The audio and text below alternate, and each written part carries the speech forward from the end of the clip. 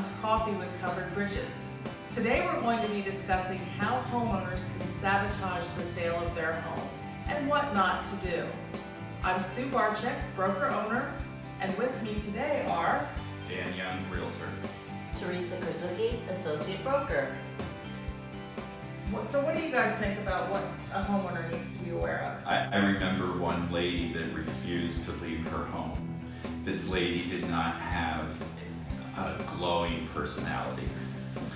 And when she would come, or when we would come to her house, she would be sitting at her computer, which was in the living room, with a screen as big as a 40-inch TV. And she would pretend to be working on it, but she would watch every move that the buyers made. That tends to make people uncomfortable. Very.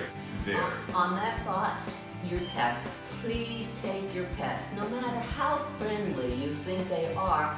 I have this scar on my knee to prove that they're not always as pleasant as you think they are. And right now you're talking to 3 pet lovers, Yes. and we're saying that. Absolutely.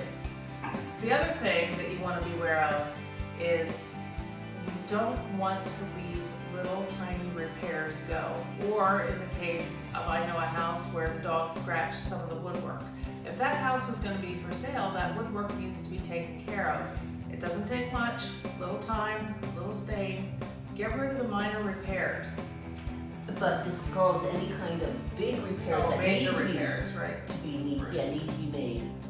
Another thing, I tell my people this, and it usually holds true. When you walk up on the front porch, the condition of the front porch and the front door is usually a giveaway as to what you're going to find inside the house. So sparkle up that front door, get rid of the cobwebs, sweep the leaves off the porch, make it welcoming, because it sets the tone for the rest of the house. Overpricing your home is a big mistake. You know, you looking at somebody else's house down the street that sold for a large amount of money, and then you compare your house to it. That's not realistic. You need to talk to a realtor and get an accurate price, and then follow your realtor's advice. One of the hardest things I think for sellers to do is to not take any negotiation personally. Right. That's where a realtor can be really helpful, because we can stay neutral to the whole transaction and help guide you through. I know when I go to a house to meet with the seller, a lot of times I'll tell them, please don't take this personal, but you need to do this, this, and this to make your house ready for, marketing it. And they, most of the time, they do take my advice and they're appreciative of it. Another piece of advice that I learned from selling my own home before I was a realtor: have that house ready to be shown every time you leave the house. At a moment's notice. Right.